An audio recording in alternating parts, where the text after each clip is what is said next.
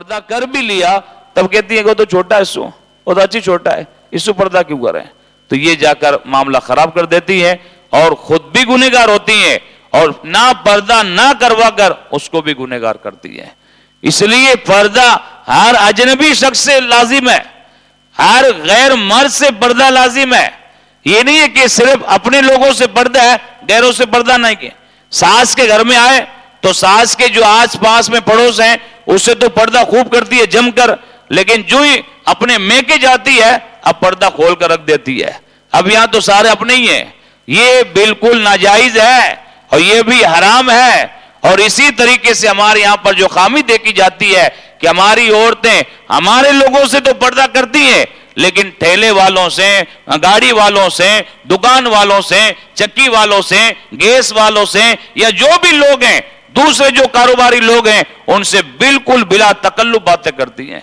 कितनी बड़ी हराम करदा चीजें ये। क्या वो तुम्हारा क्या लगते हैं? जिस तरीके से आप अपने लोग जो गैर महरमात में से आते हैं, चाहे वो मामू का लड़का हो, खाला का लड़का हो, फूफी का लड़का हो, कोई भी हो, जिनसे शरीयत ने पर्दा हम पर लाजिम और वाजिब करार दिया, इसी तरीके से उनसे कहीं ज्यादा सख्ती के साथ में इन लोगों से पर्दा करना चाहिए।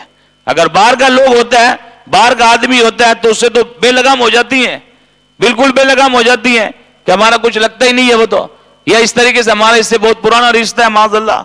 ये हरगिज़ जायज नहीं है। जिस तरीके से अपने लोगों से करती हैं इसी तरीके से सारे लोगों से किया जाए, चाहे वो कोई भी हो। यही तभी जाकर आपने इस्लाम के इस कानून पर सच्चाई के साथ में अमल किया, वरना तो गोरा दिखावा है, सिर्फ रियाकारी है कि आपने अपने लोगों से पर्दा कर लिया और गैरों से आपने पर्दा नहीं किया। इसलिए पर्दे के अंदर भलाई है और पर्दे के अंदर फायदा है। हजरत मौला कायनात रदी अल्लाह तआला अन्हु ने सरकार की बारगाह में अर्ज की, या रसूल अल्लाह, औरत पर जब पहली नजर पड़ जाए तो क्या करें?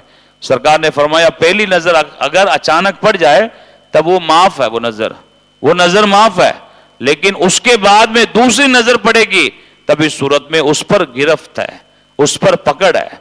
तो इस तरीके से सरकार पर्दे के ताल्लुक से सहाबा को बता रहे थे। तो हजरत मौला अली ने सवाल कर लिया, या रसूल अल्लाह, अब कोई औरत अचानक सामने आ जाती है, तब उस पर नजर पड़ ही जाती है, तो फिर क्या करें?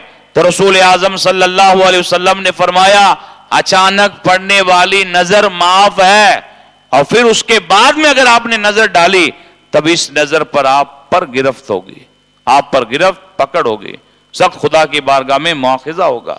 इसलिए औरतों को हर उस चीज से मना किया इस्लाम ने, हर तरह की जीनत से मना किया कि जो जीनत उन्हें दूसरों की तरफ माइल करे। अगर कोई औरत खुशबू लगाकर इसलिए बाहर निकलती है ताकि लोग मेरी तरफ माइल होंगे, तब सर हदीस पाक में फरमाया वो औरत जानिया है, वो औरत बदकार है। इतनी सख्त मजम्मत बयान फरमाई गई उस औरत के ताल्लुक से। और इसी तरीके से बनाओ श्रृंगार करें, आप जो भी आप तैयार हो, ये आप अपने शौहर के लिए करें, बाहर के लोगों के लिए करना कोई जरूरी नहीं है।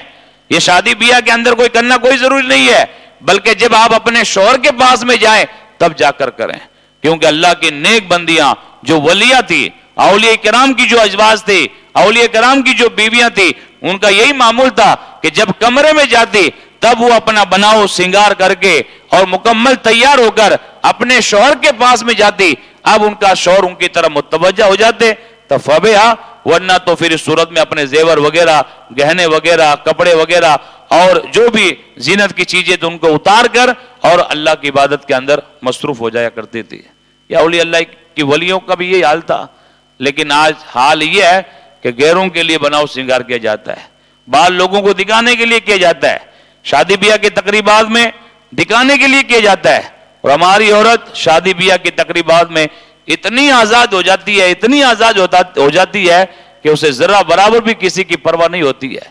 कौन आ रहा है, कौन जा रहा है, टोला टोला बनाकर गलियों से निकलना, टोला बनाकर इस तरीके से हंसी मजाक करते निकलना, ना बड़ों का अदब एहतराम रहा, ना इस तरीके से छोटों की शर्मो हया रही। और इस कदर बेगैरती और इस कदर बेहयाई और बेशर्मी का मुजाहरा करती हैं कि अल्लाह ही हाफिज है, अल्लाह ही हाफिज है। शादी ब्याह की तकरीबात में ये थोड़ी है कि हम मुकम्मल तौर पर आजाद हो जाएं। इसलिए खुशी हो चाहे गमी की तकरीब हो, वहां पर शरीयत के हुदूद के अंदर रहना चाहिए, आदमी को शरीयत की पाबंद रहना चाहिए। شریعت کے اصول پر عمل کرنا چاہیے. اسی میں ہمارے لیے فائدہ ہے, اسی میں ہمارے لیے بھلائی ہے. یہ نہیں ہے کہ آپ بالکل آزاد ہو کر اور اس طریقے سے گلیوں کے اندر گھومتی رہے, گلیوں کے اندر گشت کرتی رہے. ٹھیک ہے, کہیں جانا ہے آپ اس میں احتیاط کریں, ایسا وقت کا انتخاب کریں تاکہ آپ غیروں سے بچ سکیں, یا غیروں کے بیچ کے اندر نکلنے سے آپ پرہیز کریں. ورنہ ہوتا یہ ہے کہ لوگ بیٹھے رہتے ہیں اور بیچوں بیچ ہو کر نکلتی ہے, بیچوں بیچ ہو کر نکلتی ہے. اس لیے اسلام نے پردے کا حکم دیا ماں بہنوں سے. اب یہ جو پردہ جو ہے نا عورتوں کا بہرحال لباس ہے, عورتوں کے اوپر تاکید کی گئی, لیکن اس کی ذمہ داری کس کو دی گئی ہے؟ اس کی ذمہ داری ان کے شوہروں کو دی گئی ہے کہ ایک شوہر پر لازم ہے کہ اپنی عورتوں کو پردے کی پابند بنائے. اگر آتے ہی گویا کہ شوہر نے شروع دن کے اندر یہ تاکید کر دی کہ تمہیں دیور سے بھی پردہ کرنا